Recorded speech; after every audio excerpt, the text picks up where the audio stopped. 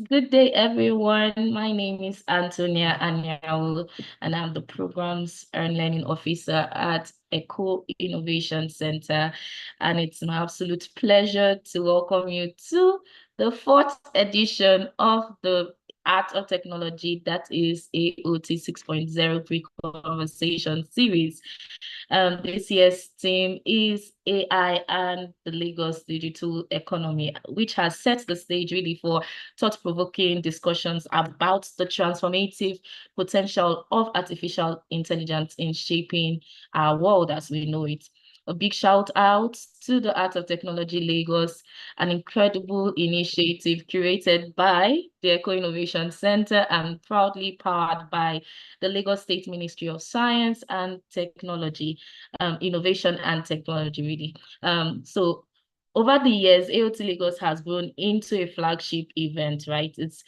I like to call it the biggest tech event in the nation, right? That brings together policymakers, thought leaders, tech enthusiasts, and innovators to create meaningful conversations and actionable strategies for a smarter Lagos. And through this pre-conversation series, we have had the privilege of hosting truly remarkable speakers who have shared their expertise on critical aspects of AI. In our first episode, that was on the 6th of this month, we had the beautiful Motunrayo, and we also had Adewumi speak on AI and work transformation in the Lagos digital economy. I can remember Amaka saying AI is not coming for your job, right? So just relax and equip yourself. We also had the second episode where we spoke about innovating with AI to build products for the digital future.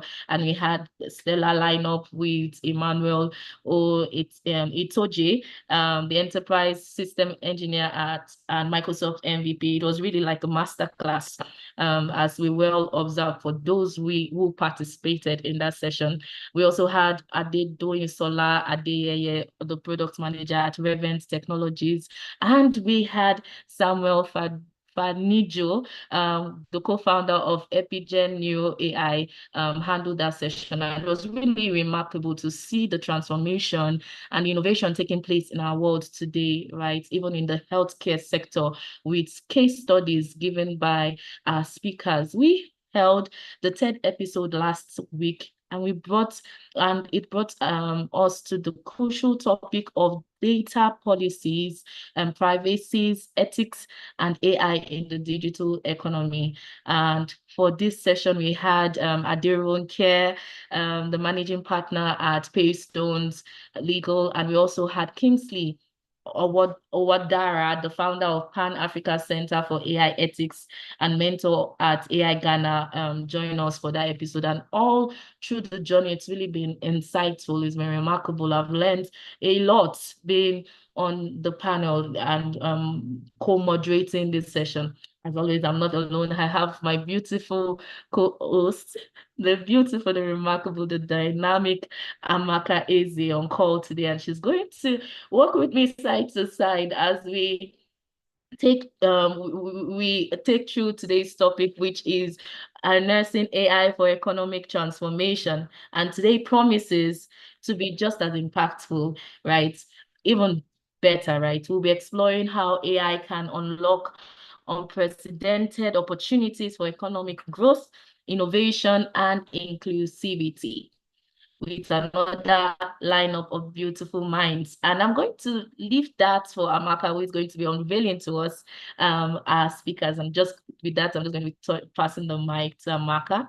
Amaka, have you been? Has your journey been through the fourth series of the AOT 6.0 pre-conversation? What has been your experience?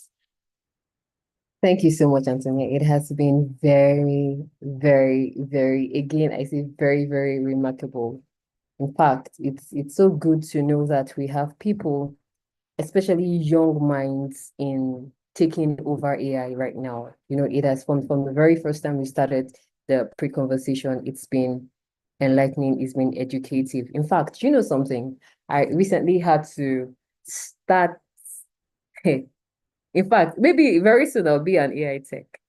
Don't worry. Very soon I'll come to with the AI because it has really been very, very instructive to know that that's where the world is tilting to, and we need to know that AI has come to stay, and we need to better get used to AI. So once again, good evening to answer to Tony. Good evening to Glory. Good evening to Frida. You guys are welcome to today's pre-conversation. Thank you so much for granting us the very opportunity to have you in our space.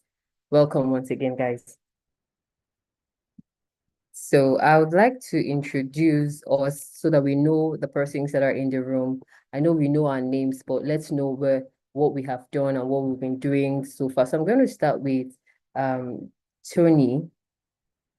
So Tony, by the way, Tony, welcome. I know you must have had a stressful day from the conference you had, and thank you so much for joining in after that conference. It's good to see you. All right. Yeah. Thank Yeah. you, Amaka, Yeah. for having me. It's a very hectic weekend, but I'm happy to be here. I can imagine. I can imagine. Thank you so much. All right. So I'll permit me to read out your profile. So Tony Olariwaju is the co-founder and CEO of Amplify, where he drives financial and educational inclusion for over 200 million women entrepreneurs and young girls across Africa using AI. Currently serving as special advisor to the legislative aid of Honorable Afolabi Aflak. Okay, I hope I called the name correctly. Pardon me if I did not. He's a member of the House of Representatives. Tony's leadership at Amplify has felt 35% annual growth with a mission to empower 1 million users in 3 years.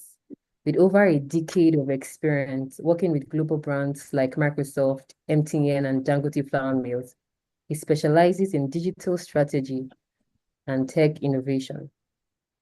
As featured in Forbes and other media, Tony is committed to advancing AI and digital transformation across Africa. Welcome, Tony. Good to have you again. And yes, we also have Glory. In fact, Glory, do you know something? I actually thought you were a female. Welcome, Glory. Can you hear me? Can Glory hear me? Hello? I think he's having some sort of network challenge. So I'm sure he would pick up anytime now. Okay, I can just go ahead with his. So I Mm-hmm. actually thought it was a female anyways. So Glory Olamigoke is a product manager with over 6 years of experience in fintech, edtech, mobility, and e-commerce. He specializes in B2C and B2B product development, having built products that reached thousands of customers and generated millions of value. Currently, he manages core banking products at Kuda, one of Africa's largest digital banks. As the founder of Tech Nexus Africa, he empowers African tech talents through mentorship with a community of over 5,000 members. Glory is a global speaker and advocate for developing top Africa tech talents. Once again, I wish he was here to say thank you for joining in. Thank you so much for joining in. And to our very beautiful Frida, welcome once again, Frida. Frida Anyanwu, she's the Africa Director at the Global AI Council, champions AI literacy, ethical policies, and talent development across Africa. Founder of the EBH Africa, she has empowered over 4,000 entrepreneurs across 10 countries through innovative programs. A Mandela Washington Fellow and Women in Tech alumna, she leads initiatives driving youth empowerment, small business growth, and economic transformation. Frida is a celebrated global speaker and award-winning advocate for Africa entrepreneurship and innovation. In fact, I don't know if would permit me to say, let me do a standing ovation to all of you, our very wonderful speakers, for joining us this evening. Thank you so much as we go through harnessing AI for Africa transformation. Over to you, Antonia. Thank you, Amaka, for introducing our amazing panel. It was really, really insightful and inspiring to hear some of the accomplishments that they've had. Really, congratulations and kudos to you. Amaka, you're speaking regarding Glory's name.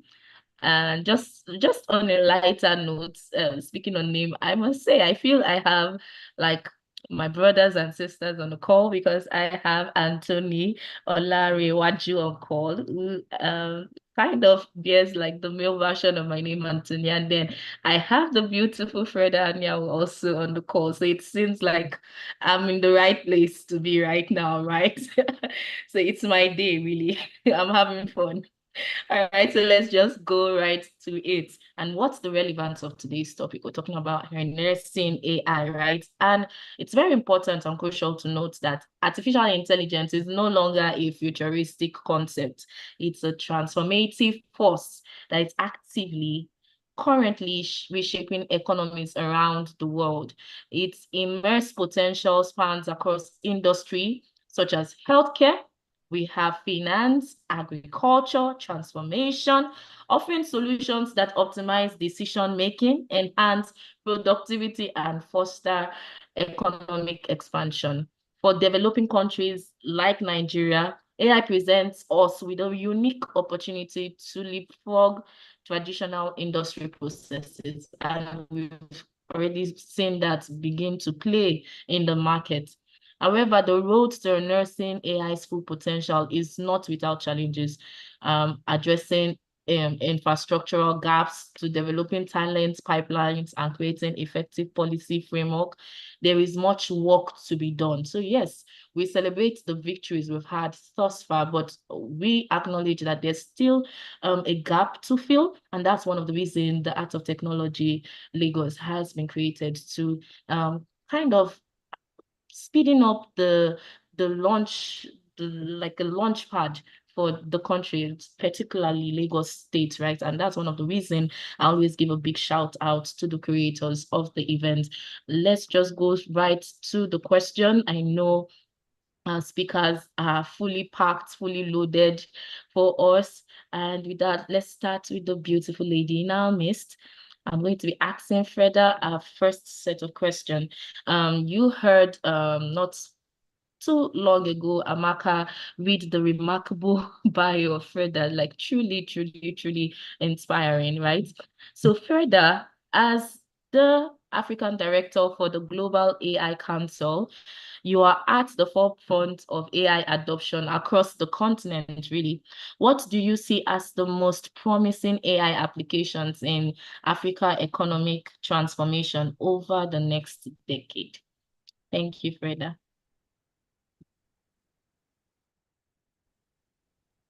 Can you hear me? Yes, Hi, loud and everyone. clear. Good evening.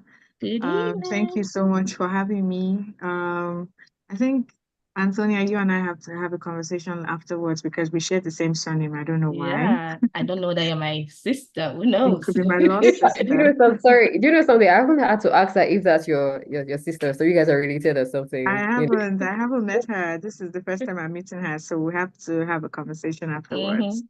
Thank you so much. Definitely. Thank you. So, in the next um the coming decade, the things I've seen, things that I know will happen and things that are already happening, because when we talk about the future, most times we think the future is even like 10 years away.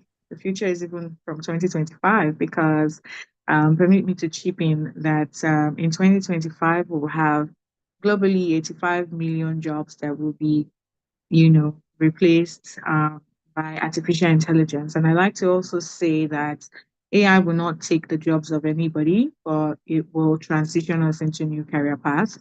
And the key things that we would see as AI evolves and in Africa as we begin to develop our digital infrastructure to accommodate artificial intelligence would be number one, which is one of the things I'm very passionate about, is education and skill development. And so in education, we will have a more personalized learning for individuals in classrooms. We will have educators who are equipped to empower students to learn. We will have a method of learning that doesn't have to be the same for everyone based on their method of learning, their learning style. So, as you know, we might have 20 people in a classroom, and all 20 of them might not be able to learn at the same pace or in the same method. And so, it will be easier for educators to detect how students can effectively learn at their own pace and also enhance their skills. And so when we talk about skills development as well, we're not just talking about, the conventional classroom or university education. We're talking about how people who are learning vocational skills can even improve their skills to become profitable ventures leveraging AI tools. So someone who is learning a skill with photography skill, for example, is using artificial intelligence to improve their knowledge or leveraging artificial intelligence to improve their skill and becoming a highly valued photographer. Someone who is a virtual assistant, maybe the person only just knows how to manage or detail or be very administrative in their work, they can leverage artificial intelligence to become better. So these skills and education are very important, and AI will be transforming that sector.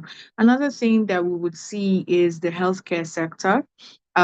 Just last week, there was a post or an announcement where in China, a doctor in China carried out a surgery from 500 kilometers away. Now, that is an improvement in the healthcare sector that we would see as AI transitions the way we work. So, if we have the use of machines to be able to perform healthcare procedures, surgeries, and medical procedures. And doctors do not have to be overwhelmed by the number of work that they have to do in performing those surgeries or carrying out those medical procedures. It's even going to be easier for us to have easy access to healthcare because our telemedicine platforms that are now AI powered will now be able to detect diseases early and also give an accurate diagnosis to people who are sick or patients, right? So in the healthcare sector, these are things that we would see. And even in the development of drugs, AI can help us to accelerate affordable, drug production. And so with the use of artificial intelligence, with use of these technologies, it'll be easier to, make these things accessible to a lot of people, especially people in rural areas where conventionally people really don't like going there, right? Another one will be in finance, financial inclusion. As much as we like to talk about the job part of it, AI will also promote financial inclusion, which would enable financial institutions to understand how microloans would work for individuals. So you can use AI tools to detect the data and analyze the individual to know, is this person suitable to receive this kind of funding? And so gone are those days where banks will tell you they have to travel all the way from their bank to go and verify certain things for the person who is applying for the loan or whatever. You just need to have the person's data, and the person's data is analyzed, and that can now help to promote financial inclusion and make the process easy and accessible to everyone. Even in fraud detection. So with AI tools, we can detect fraud. We can say, oh, this account is acting in a shady manner, and so it directly informs whoever is in charge or responsible to say something is going on with your account and it is not in the usual way. And so actions can be taken speedily compared to the times where most time people have been defrauded, but they don't even know until they get to the bank or until they receive a call. And sometimes that can take a toll on people, and that can even be a very hectic process most times. And so with all these things, there will be reduction in the turnaround time of achieving certain things. Another thing that we would see in the coming decade is agriculture. As much as we want to promote agriculture and say that farmers are planting and they're harvesting, artificial intelligence is going to be a helping hand. It will come in handy in terms of agriculture. Farmers will now be able to detect the weather, when it is suitable for planting and when it is suitable for harvesting. That way, we are also promoting food security. Now, gone are those days where farmers do not know certain things, and they, it's just traditional methods, and everybody's praying to God to say, okay, God, when will the rain fall, or when will this happen? And we can now understand with artificial intelligence and detect weather. We can detect even the soil, testing of the soil to know if it is suitable for planting and what kind of seeds are good to be planted in that particular land area. And these are key things that we will be seeing evolving in the coming decade as artificial intelligence begins to affect our day-to-day lives. Also, urban development. We can now build smart cities. I know we'll come to that in the future. Smart cities where we can track and traffic management, we can promote energy efficiency. We now understand how these things work, and our cities are, you can tell where to, build and where not to build, and all that demolition that happens because nobody paid attention to certain things that could affect the climate or that could affect the land. It's those things will be taken away. The turnaround time for going to the urban planning offices to say, I want to know if my building is good, I want to know if where I'm about to build is good, those things will be reduced. Also, climate change will be seeing the risk that will be reducing a lot of risk on deforestation. We'll be talking about monitoring water resources. All of those things involving climate and renewable energy would also be mitigated.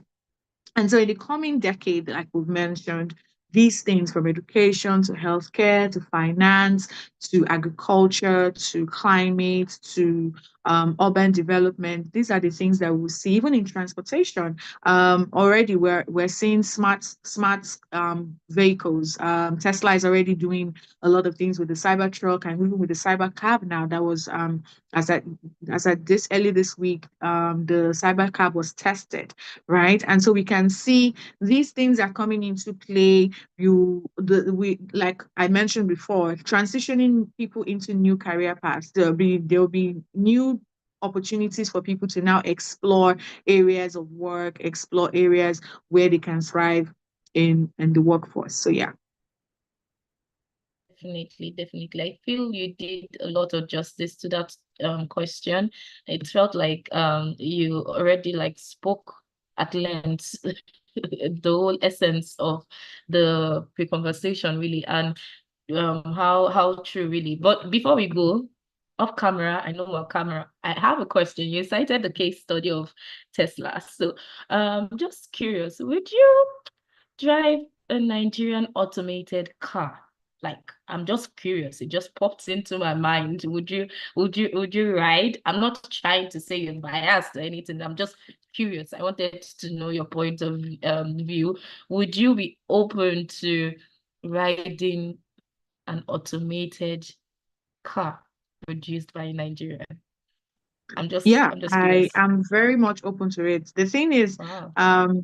I don't think we should relegate, because as much as we even look at the Nigerian companies that are manufacturing vehicles, Innocent and there's another one.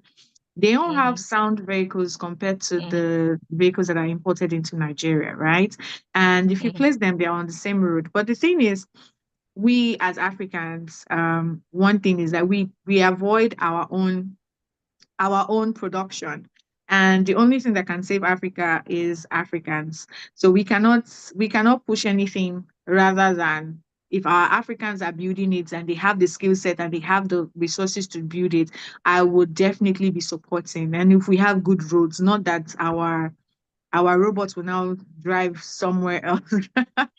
We need good roads and we need a proper infrastructure for that. But yes, if it happens, I'm definitely up for it. Truly, that's really patriotic of you. But just I would ride the car after you ride it. I'll just Can I say something too on be that? behind you. Yes, Amaka. I don't think with the way we are now in this country, our Nigerians of today, I don't think I want to write that, because we know how to cut corners and things.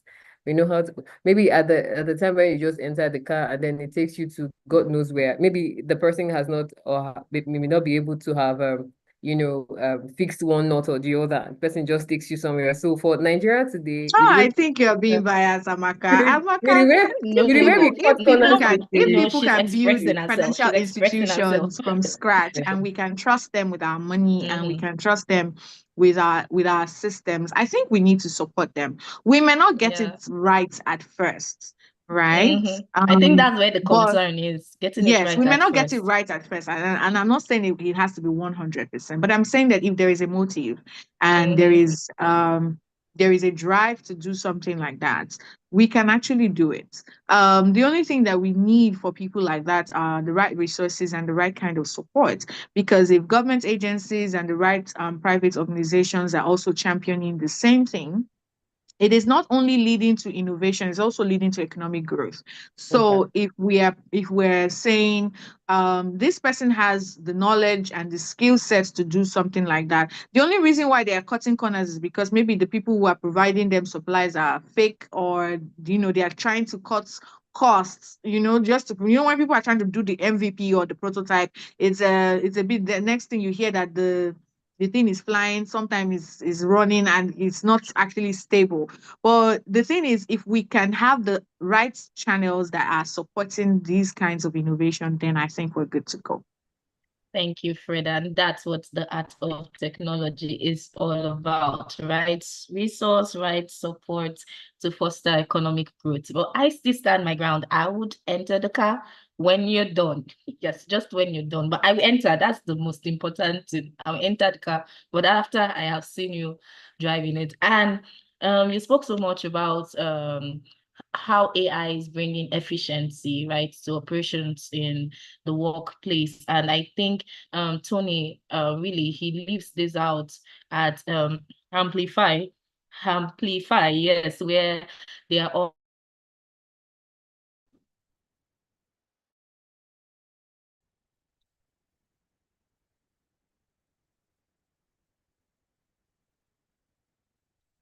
so I'll be throwing my next set of questions to Tony. Tony, as the co-founder, which are efficiency, how do you see AI transforming the agricultural sector, particularly in Africa, where agriculture remains a key economic pillar? Thank you. Okay. All right. Thank you, Anthony, for the question. My namesake from from another mother, technically. Thank you for having me once again. Thank you. All right. So delving into the question, you said, how do I see AI transforming the agricultural sector?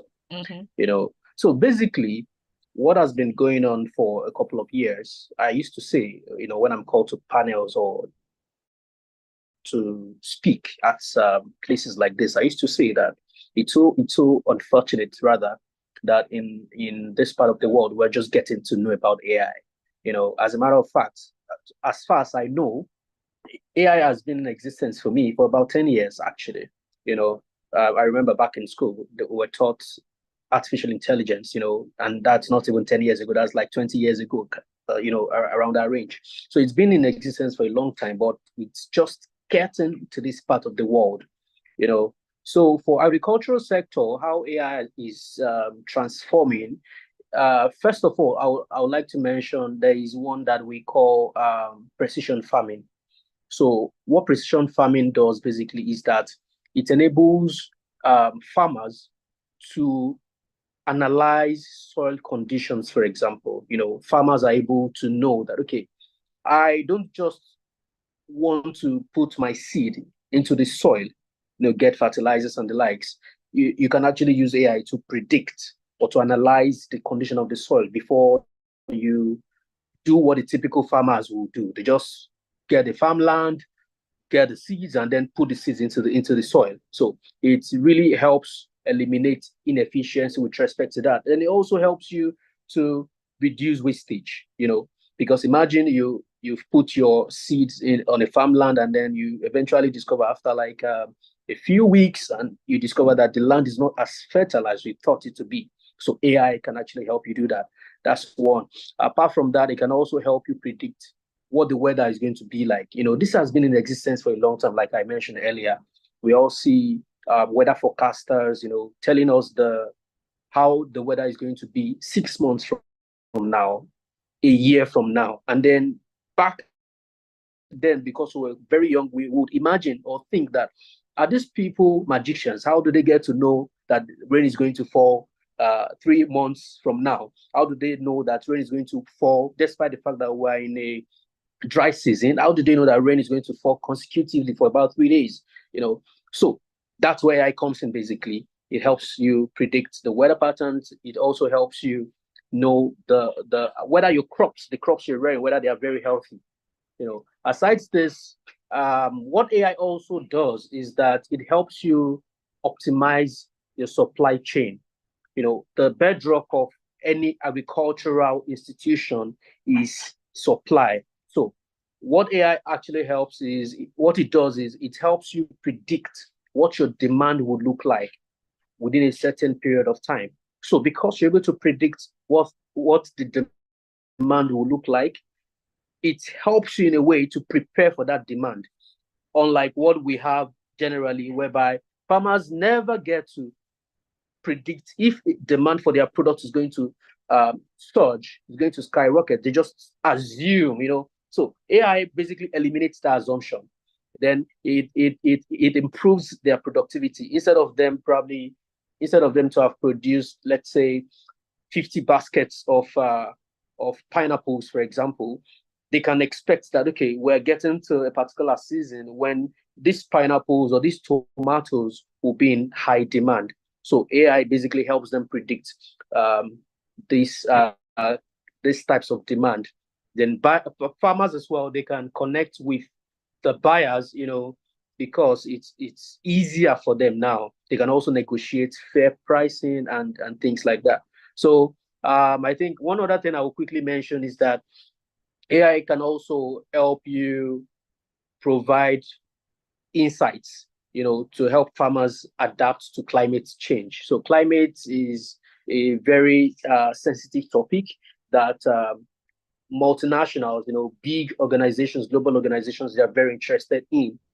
But sadly, in this part of the world, we are not yet ready technically for that conversation about climate change. So I was in Kigali a couple of months back, and then it was a conference on climate change. So if a country could dedicate conferences to climate change as a whole, that should tell you that it's something that is very, very relevant and very, very conversational globally. So I think all these things really capture the question that you asked me. Really, thank you so much. It does really. Thank you. And you spoke about precision farming, and I think just like the case study you cited, it will go a long way to tackling food wastage, right? Because we hear a lot of food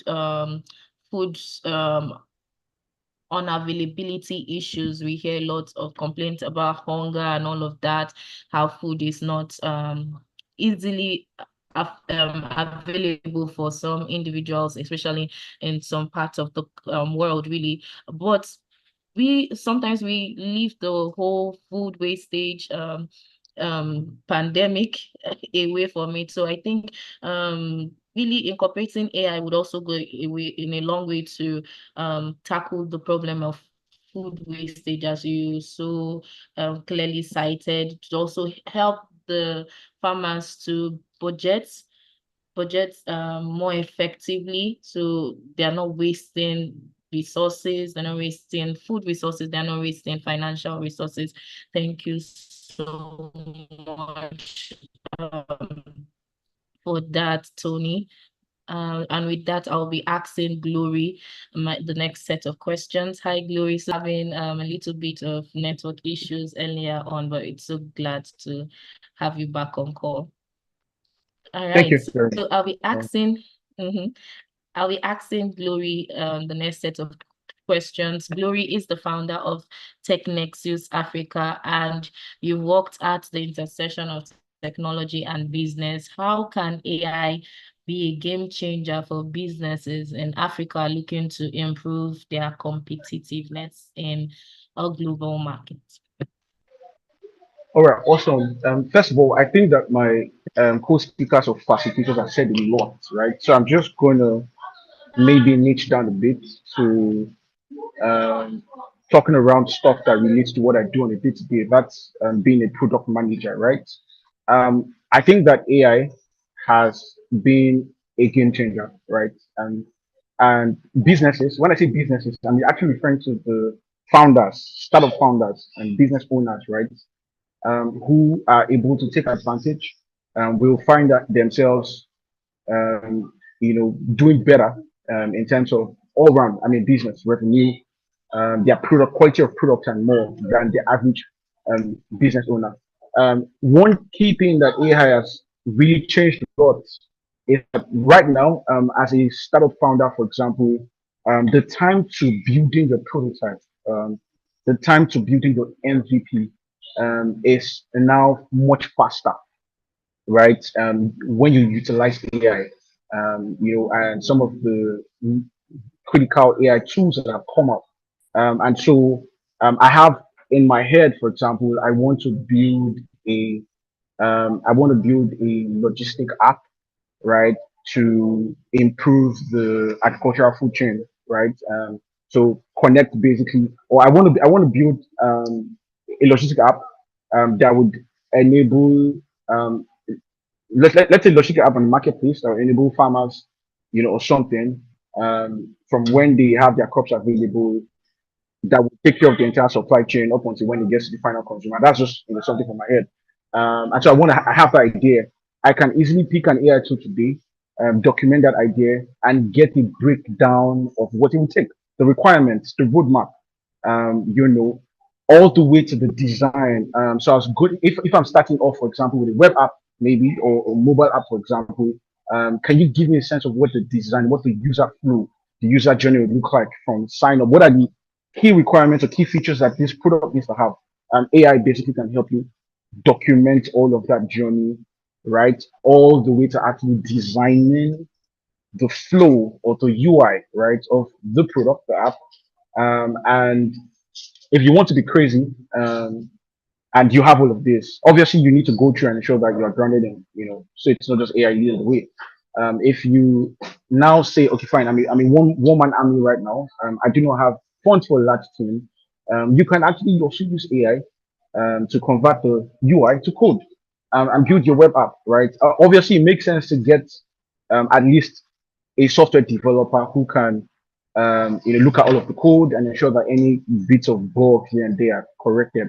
But what I'm just saying is that AI basically, um, is has come to change the game for startup founders. For example, for non-technical founders, they can quickly, using AI tools, prototype their ideas, and even launch to the market, right? And so, it's not just that.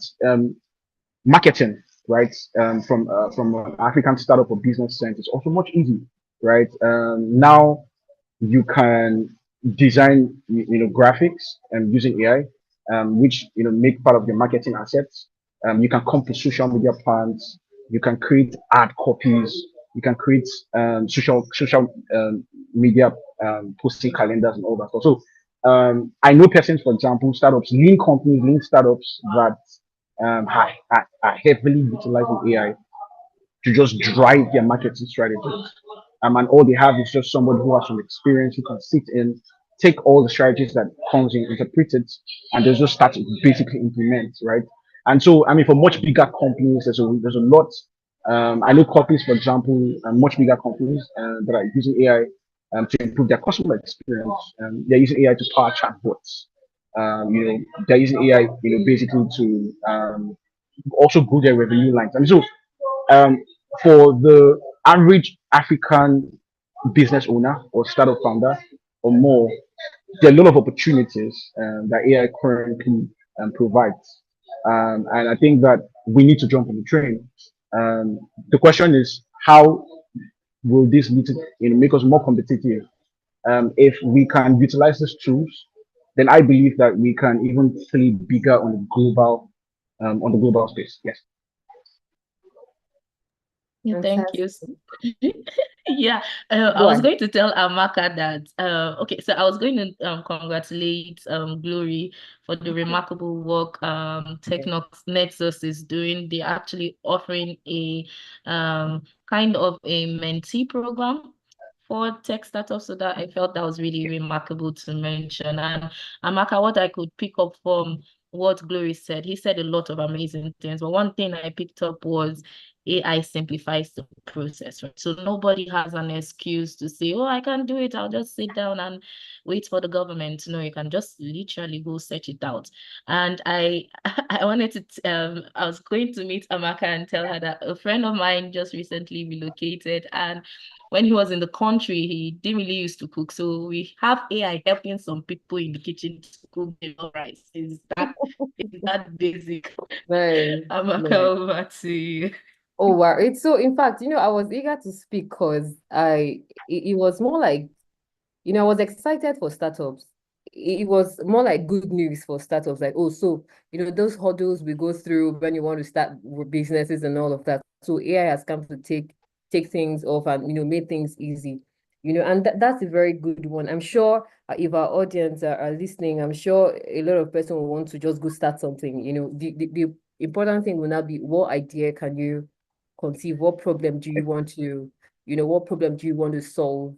And AI would help us to simplify that. But I'm quite curious. You mentioned something about what is it called, to help AI helping tools. AI can read out some tools that we can use to help simplify these things.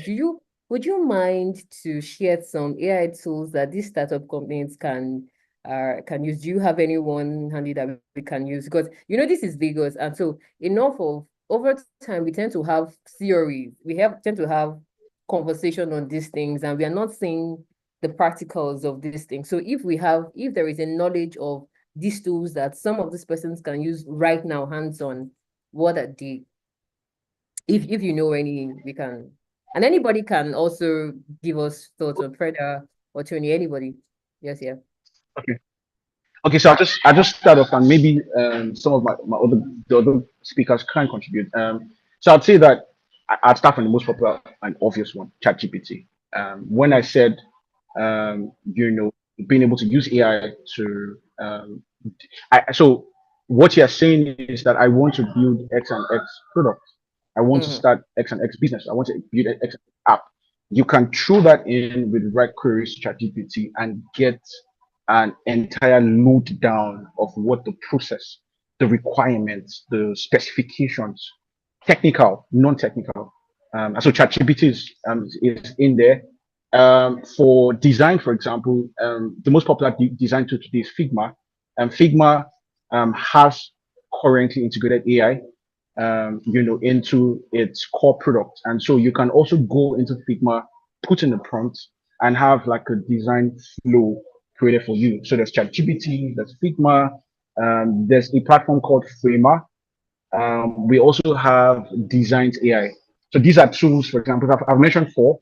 ChatGPT, there's Framer for design, there's Figma for design and prototyping, there's Designs AI, as well. So these are some tools that will help a lot when it comes to prototyping. Yeah, so maybe I'd stop there.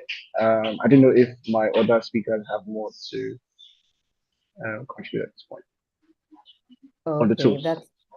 thank you so much for that. I'm sure our audience would be happy to take these things down and also to utilize this information. So Frida, back to you.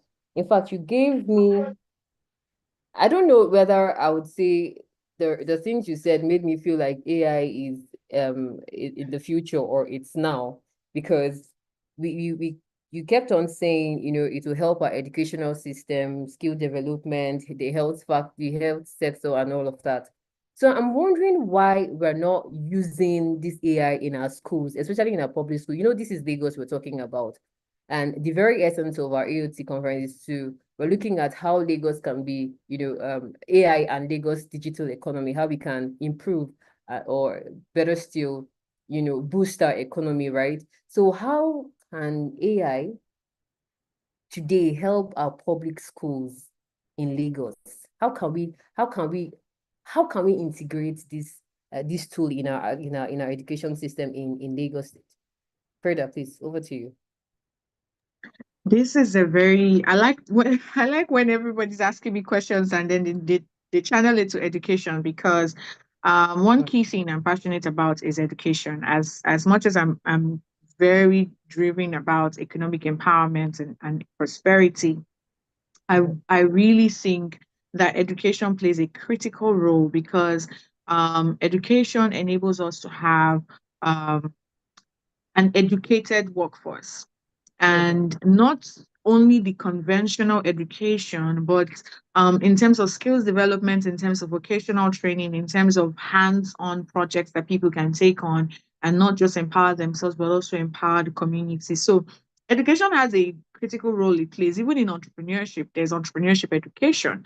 But how do we transition and get to that process where we can allow this education promote the work that everyone is doing, if we're not infusing it into our system and processes? So I always like to talk about empowering, you know, educators. So for us at the Global AI Council, what we did is we have a program, or I don't want to call it a program because it's not just a program, it's now an initiative, because we started off as, just program helping educators.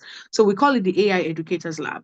And the key focus is for us to work with people in the education sector. So either you're an administrator, you're a classroom teacher, you are you own a school, or you're a school owner, one way or another you play in the education space, you should be empowered enough to understand how AI affects your job and how AI affects the people you're training. And then by the time we have empowered the teachers, they are aware, because one thing that I've realized is that everyone is talking about AI, but nobody is concerned about, do these teachers really even understand what AI is? The average person will tell you AI is ChatGPT. And Tony mentioned AI has been since 1951.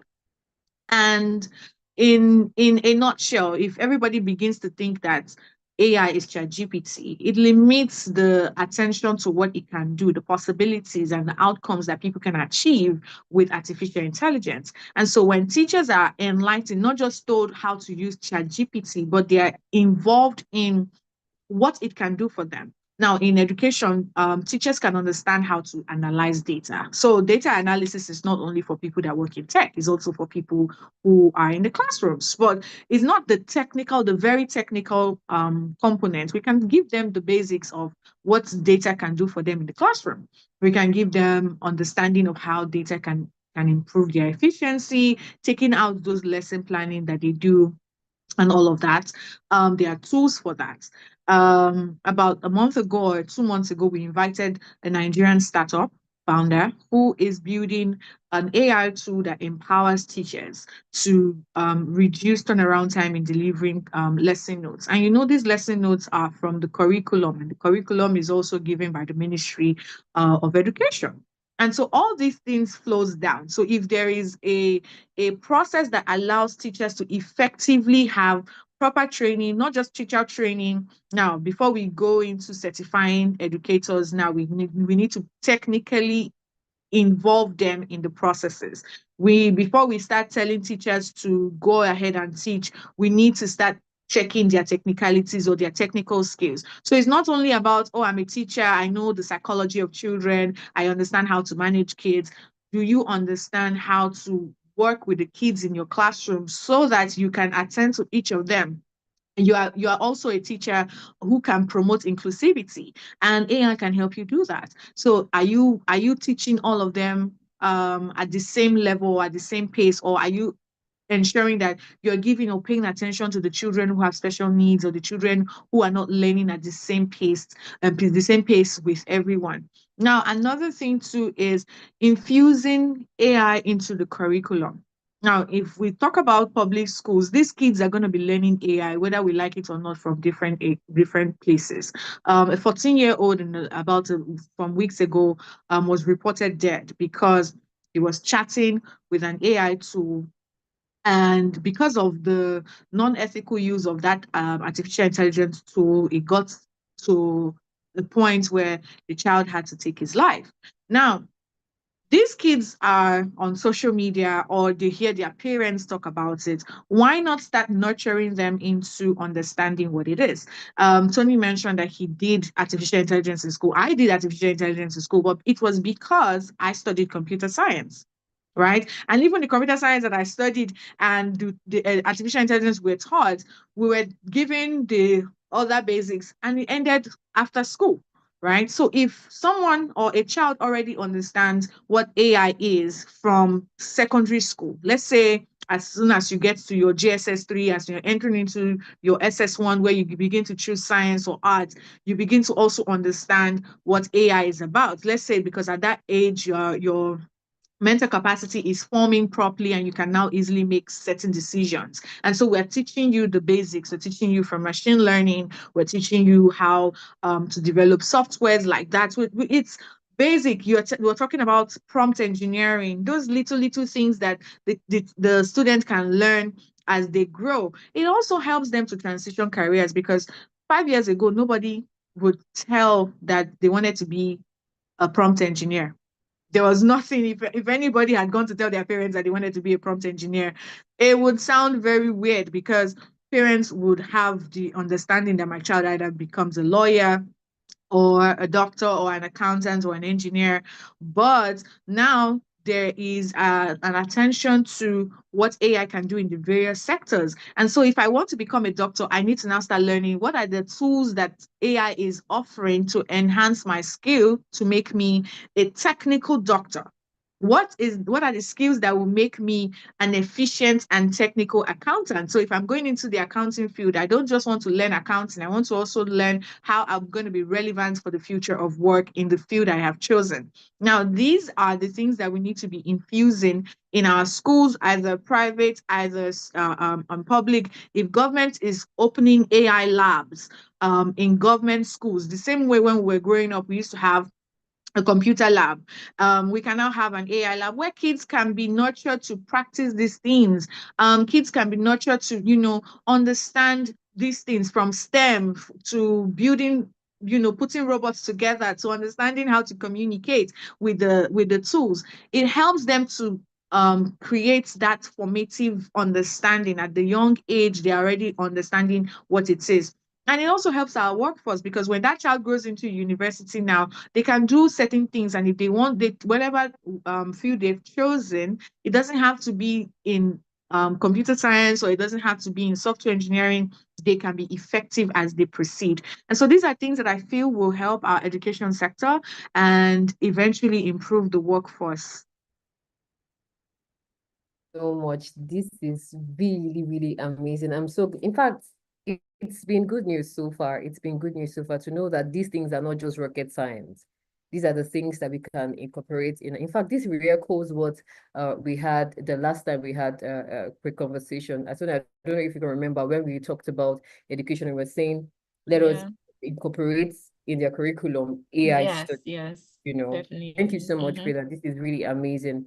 And so, Tony, I have a question that I want to ask you. And, while you were speaking, you said something about farmers, precision. AI would help with precision, in determining the weather and all of that. I want to ask you, why are the farmers now? Okay, how can we get our farmers now to get on with AI? How can we get our farmers now? Tony, can you hear me? How can we get our farmers now to get on with AI? Let's get started. How can we get them? Sorry, just for context, I'm also looking at these farmers in the rural area. So how can we get them to get on with AI?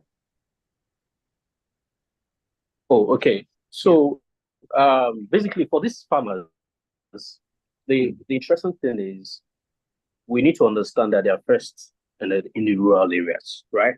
So because they're in the rural areas, there is a knowledge gap actually, as a matter of fact. So they don't know what AI is, right? And we shouldn't also forget that farmers, they are dominated in the rural areas. So how do you then bring them up to speed with what people like us, like you and I, in the urban areas that we already know and we're already utilizing? So that's where number one, the place of sensitization and awareness comes in. So they need to be aware first that okay, there is a new technology. I know you have to actually break down technology as a word as well for some of them, not all of them, though, but they need to understand that there's something that they can use that can make their lives easier. that can increase their productivity. So that's the first step. You need to create the awareness. And you can do this awareness thing by basically engaging in trainings for these farmers, right? You can decide to run trainings for them, like part of what Amplify is doing. Amplify is basically an AI-powered financial and education inclusion for women and girls across Africa, right? Now, what we are doing basically is when we go to the rural areas, we cannot take laptops to them and try to introduce them to ChatGPT and other AI tools. No, we have to go back to their level, as a matter of fact. So what we're doing is we have to train them, tell them what this thing does. And there is something that can make their lives easier, that can make their output better. It can increase their productivity. It can help them reduce wastage, So sensitization first. After that, you can then begin to do what we call interest matching. Interest matching basically means you're not teaching all of them all these things at the same time. You can use AI in itself. You can use AI in itself to teach them what they need to know, right? You're not just broadcasting and telling them everything about AI. You can tailor the type of trainings that you give them to their interest and their ability to cope, right? You're not just telling them everything at once. You can ask them questions, questions relating to their personality types, questions related to their interests, and this will actually guide how you're going to structure these trainings for them. Yeah, I think that's a very, very good place to start. Great one. Thank you so much. In fact, it's also it's a ground to also say thanks to organizers of AOT. These are the reasons why conferences or occasions like this are set up, so that we can sensitize and let people know that we're moving in that direction where AI has come to stay, and we need to have AI incorporated in all that we do as a people and as a state. Right. Tony, I want to also seek your thoughts on this. As a tech co-founder of a tech company, I want to ask you, what are the challenges you're faced in scaling AI solutions for businesses in Africa? And how can startups also navigate these hurdles, these challenges that you are faced or you're facing? Thank you for that question. So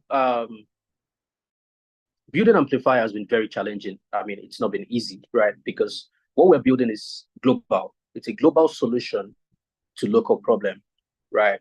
So what we're doing is we're taking the women, we're taking the girls, because there is a common saying that whatever women are extraordinary beings, right? They're extraordinary. Whatever you give to a woman, she's going to multiply it, and then she's going to give you back in multiple folds, right? So if you give a woman a seed, she's going to give you a farm. If you give her groceries, she's going to bring a full meal to you. If you give her a drop of water in a reproductive language, she's going to give you a baby. So women are generally multipliers, and whatever you give to them, they multiply and then they bring back in multiple folds. So what we're doing basically, we're giving these women in urban and rural areas tools, financial access, and education access that otherwise would have been unavailable because of their geographical location or because of the fact that women are already used to being underserved or marginalized. So that's what Amplify basically does. It's a fintech and an edtech technology startup, powering women and young girls across Africa. It's a big market, over 200 million women and girls. The vision is bold as well. So basically, for what we have faced as challenges, it's been huge, because this whole idea started from January this year, and we're having to have our MVP, minimum viable product, done by September. So number one problem, lack of data. It is everywhere in this part of the world. I'm going to ask you a question as you are right now. Do you actually have the full details of everybody on this call, for example? I think what you basically have, you have our names, you have our phone numbers, you have our email addresses, but the data is just not there. There's nowhere to go and verify or bring out this information actually. So there is no central database system for Nigeria as a whole, which is why a lot of things are still we're not there. But access to data is number one problem. There is insufficient data to run anything at all you want to run in this country, right? So what we're able to do at Amplify is that we're able to build partnerships with local organizations to be able to get data that are specific to women entrepreneurs, right? So we're able to navigate that problem by basically doing that. Another thing that we're able to do is that we're able to collaborate with people who have access to this data, you know, in order to train the AI models that we're deploying at Amplify. So at Amplify right now, you can actually there's a tool, an AI tool on Amplify right now on our web app that you can use to first access yourself. So if you're interested in entering tech or you're already in tech and you want to find out, okay, how am I doing, or what route do I follow? There is a tool that we have. We call it Career Path Finder. It helps you choose or find the ideal career for you. So it tailors the career that is better suited for you based on your interest and your personality type. It's a tool I think you should try out at one point in time or the other. Then that's one. Number two, talent. Talent is a problem. Like we require a lot of AI specialists to drive this innovation that we're trying to work on across Africa. But talent is actually scarce. I wouldn't lie to you. There is a saying that people complain, they say there are no jobs. But I tell people, jobs are a lot. Jobs abound, right? But then the people that are applying for these jobs, they are not employable. So there's a gap, right? There's a huge gap, and it's so sad. And that's one of the things Amplify is trying to solve. It's a big problem, right? So the local talents, everybody claims they are skilled, but then the skills that these local talents have, they are not relevant to the demands of the current global workforce. So HR people, they can interview. We put out, for example, at Amplify, we put out a vacancy for a social media manager. And then I will tell you, we got over 200 applications. I will tell you that out of those 200, common, simple errors such as punctuation, such as crafting a proper email, about 190 of those emails had those problems. So it's a systemic problem. It's really, really a systemic problem. And then these people will go online to say there are no jobs in Nigeria. So that's part of the problems. The talent is not there, but then they claim that they are talented and they are skilled. So apart from that, we are having to also collaborate with universities. Universities. We're working on Moshood Abiola Polytechnic in Abeokuta, University of Lagos, Lagos State University. And in Ondo State right now, I mentioned that we just rounded up a meeting with the governor of Ondo State and the special advisor on innovation. We're thinking of how best we can bring Amplify to Ondo State, because that's where I am right now. I originally live in Lagos. So that's another way by which you can, those are the problems, really. Those are the challenges that we have faced so far, and it's generic. Another one would be the obvious one.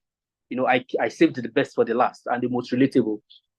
So don't be surprised in the middle of this call. I'm actually surprised that in the middle of this call, nobody's electricity has gone off. I'm surprised. I was hoping you would say that. I was hoping you would say that. Did it happen? Did it happen over there? It's the reality. It's the reality. But then that we have infrastructural problems, right? Infrastructural deficit with respect to lights, like electricity is a main problem. Then when you have electricity, that's when you can begin to talk about internet, right? But when you don't even have electricity, right, you can't talk about internet. Then you now begin to talk about good internet. So these things are in stages and phases, as a matter of fact. So these things hinder adoption of tech, right? So what Amplify is doing in that area is we're having to produce AI systems that can function with very little infrastructure, right? I mean, what we're building, you don't need to have electricity to be able to use it. Fine, you need a smartphone, yes. And when we go to the rural areas, we're talking to these women, you don't need internet because you can see us. And then we're having to put what we do, the trainings that we do, into video formats. So they can watch these things they can watch it over and over again. So, I mean, I think I've been able to answer your question really well. Yes, indeed, you have been able to answer this very well. And I quite agree to everything you have said with regards to challenges. Of course, data. I've come to realize that, in fact, you'd see India as a country that relied on data, and they are where they are because of data, you know. And of course, we also have the challenge, as you have highlighted, talent. We have scarcity of talent. And that's why when Frida said something about incorporating our AI into our curriculum, this is where we get them from the younger age, you know, and then they are interested in that line. Thank you so much, Tony, for that wonderful and insightful response to the question. And to Glory, I want to get your thoughts on something about um, AI adoption. Understand that AI adoption can potentially widen the digital divide in Africa if not managed properly, you know. So how do you see the role of policy in ensuring equitable access to AI technologies for all Africans? Of course, you know, just like I asked uh, Tony, rural areas, how can we, you know, widen the potential? How can we get that done? You know, the role of policy in ensuring that we have AI or the equitable access to AI technologies in these areas as well, just like we have in the urban, how can we also have in the rural areas?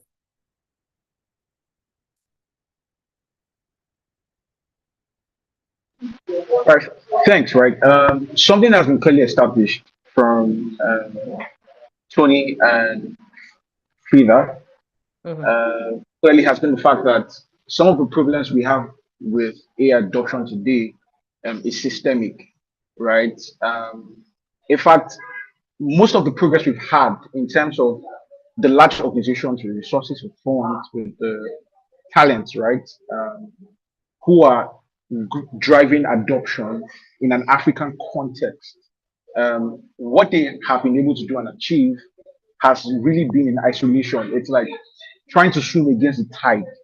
And the tide in this context is the government, is the existing infrastructure and the existing policies, right?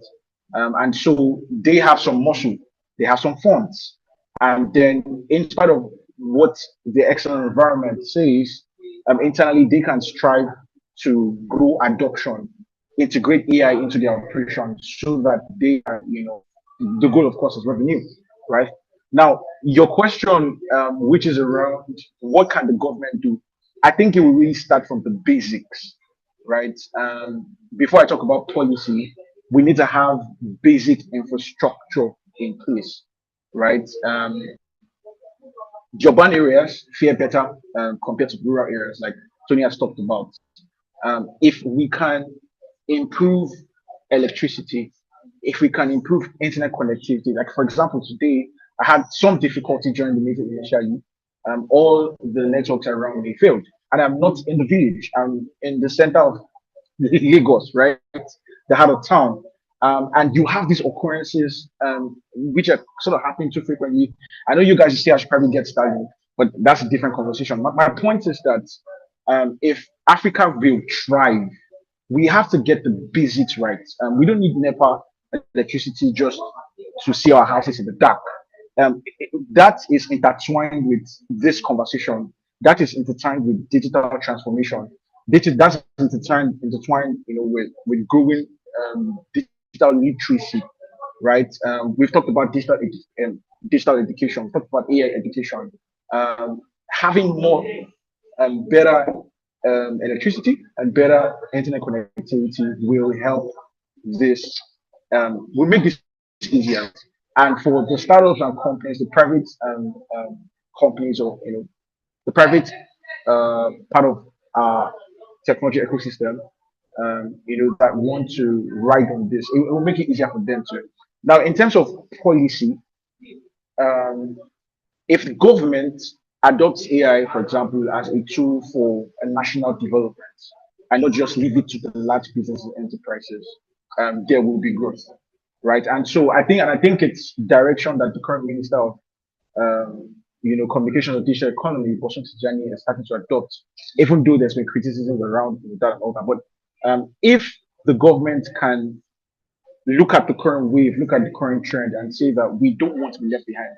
And so if we can adopt AI for development, then that would be a huge step in growing AI adoption, and bringing about accelerating the rate of AI transformation. And so these AI strategies can be integrated, like we said, into improving healthcare on a national level, agriculture, education on a national level. We talked about the curriculum, for example. So what I'm saying is that private entities can try to do this, but if government at the core, at the central level, can set up the policies, build the infrastructure, it becomes very easy for everyone to plug in, right? And so, from a policy standpoint as well, we can look at data ethics and data privacy, right? And this is one way that the government needs or can step in. So once you've introduced the infrastructure, once you have the policies in place, it needs to be regulated. And Tony talked about data, right? For us to, I've been thinking about this from a creator standpoint, right? It's easy to bring up ChatGPT and try to use that. But I've really been thinking, how can Africa, how can Nigeria, for example, how can we create our own data sets, our own large data models across the industries, right? Which private entities can now come in basically to plug into. And so, I mean, these are all things that, if set up, will make AI adoption much easier, right? And finally, um, as the government starts to do this, there can now be public-private partnerships, right? So that's government collaborating with private companies. For example, one of the partnerships that really drove the growth of grew the fintech space, right? Was the public-private partnership between the government and InterSwitch. InterSwitch basically were early starters, early comers into that space. And those partnerships ensured that core infrastructures that would power, for example, the current NIBs that we know. NIBs is, was basically what powers like transactions and all that across the banks, fintech, and more. Partnerships basically build that platform and more. And most of the success we have today and the growth, we say that currently the fintech space is really saturated.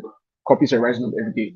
What you have right now is because the core infrastructure, the heavy work was done through the government partnering with a company in Switch among several partnerships to really build infrastructure. So just putting this together, I'm saying that what government can do is a lot right now, from the basics, internet, electricity, down to actual policy, right? Integrating, get a think tank, right? We like forming committees, get a committee, get a think tank that can sit down and say, how can we integrate AI into the critical industries at a national central level, right? Healthcare, education, agriculture, and other sectors, right?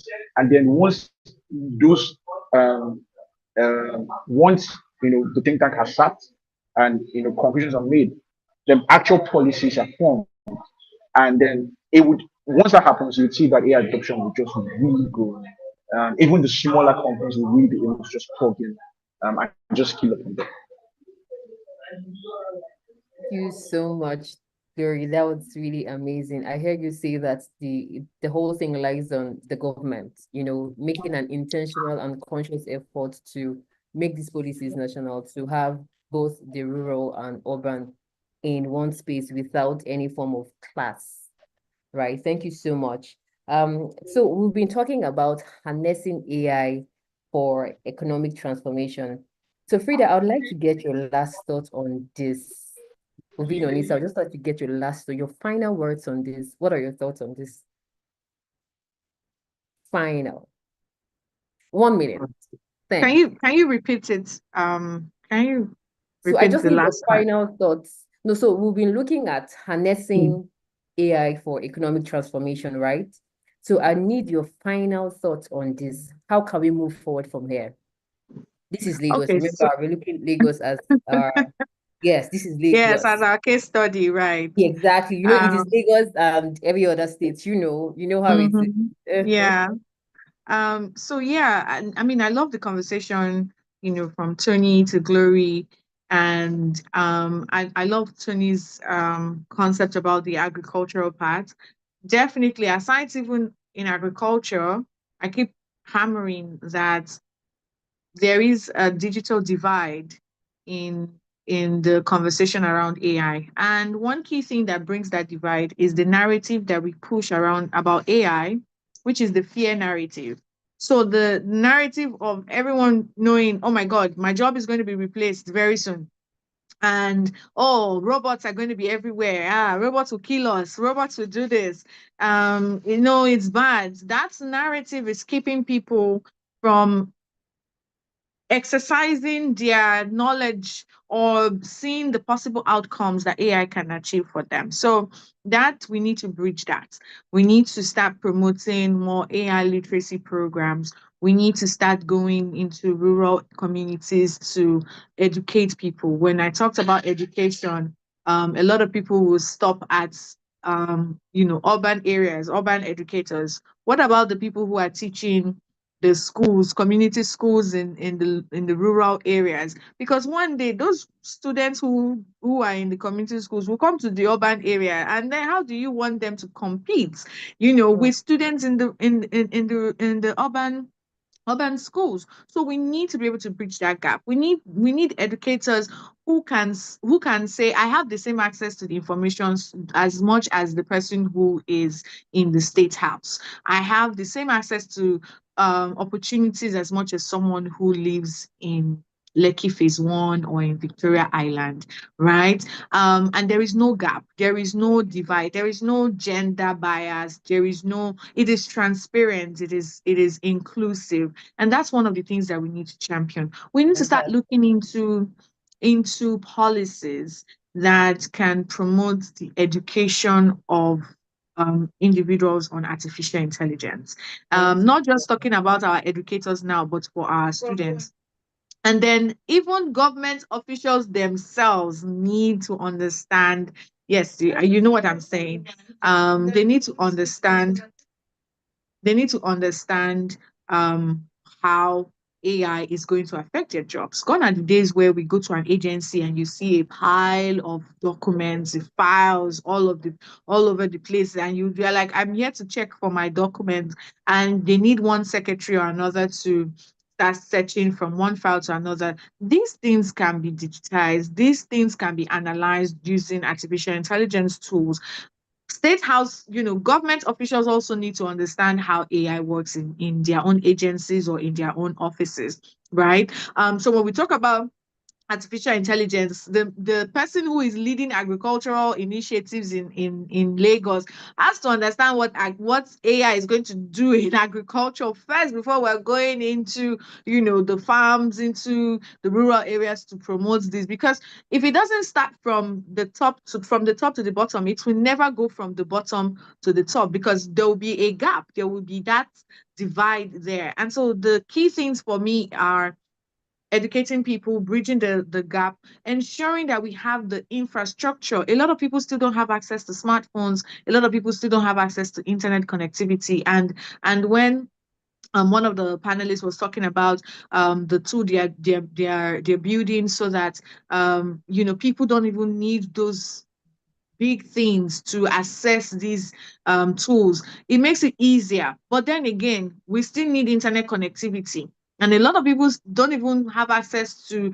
the exposure that many people in the city has, Mm. right? And so we need to be able to say, how do we take this to that place. Grassroots, promoting this in the grassroots is very, very important. It's very essential. If we Fantastic, want to be able to fantastic. promote urban area, we Thank need to you. ensure that the rural area is actively Fan- engaged. Fantastic. Thank you so much, Frida. I see that you have a whole lot in your mind. In fact, I don't feel like, in fact, I wish that this is not even ending right now. But then again, for want of time, we need to move. So yeah, Tony, I'd like your final thoughts on this. We've been looking at harnessing AI for economic transformation. What are your final thoughts? Please just make it like 3 seconds, under 3 seconds. What are your final thoughts?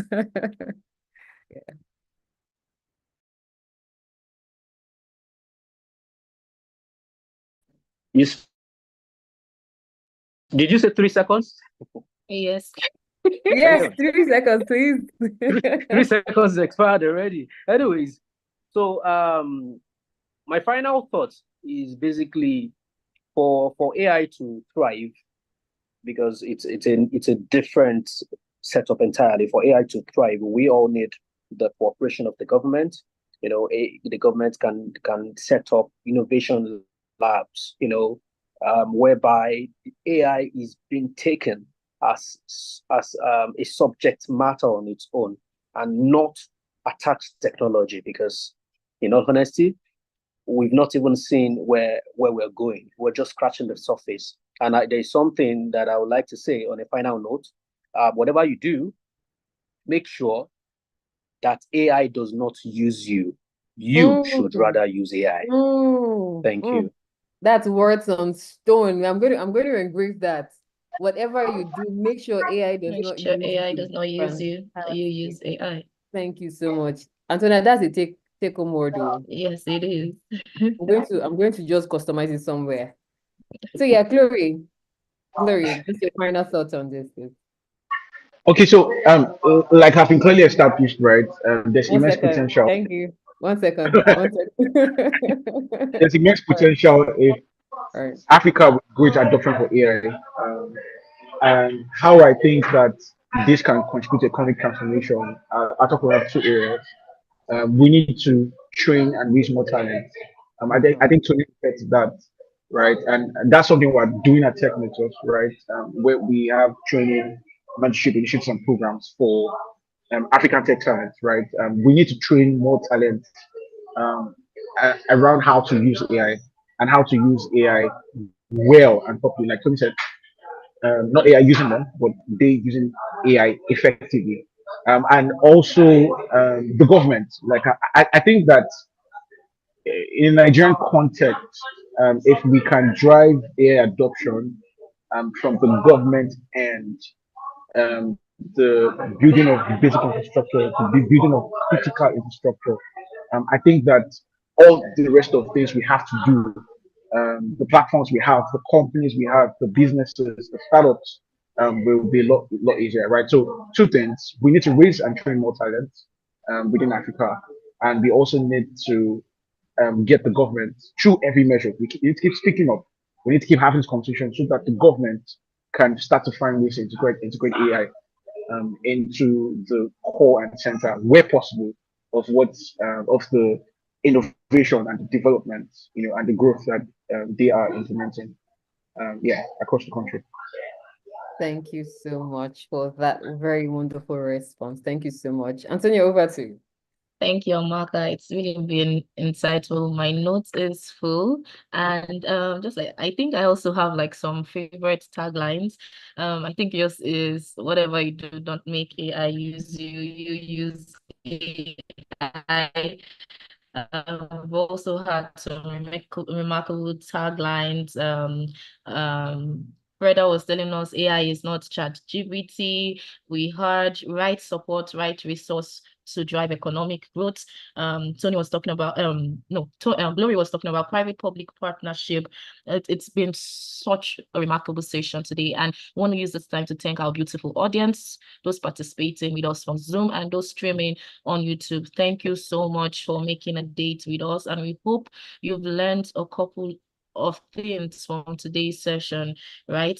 Because that's what the art of technology is all about impact. And once more, shout out to the creators of the Art of Technology Lagos, that is the Eco Innovation Center, and also the mighty power behind us powering this initiative, the Ministry of Science, Technology, and Innovation. Thank you so much. We're looking forward to the main event come December 5th at the landmark event. So all our audience, you're welcome to attend that conference. If you're not yet secured your seat, just go to the website and register today to secure your seat.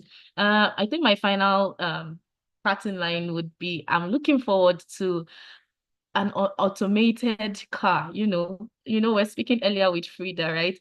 With Freda rather, and we're talking about the automated car. So I'm looking forward to the first Nigerian-made automated car, and I hope Freda will be available at that moment, because I still maintain my stance. I'm going to get into the car when she's done, just to be sure. Not that I don't believe, of course, I'm very patriotic.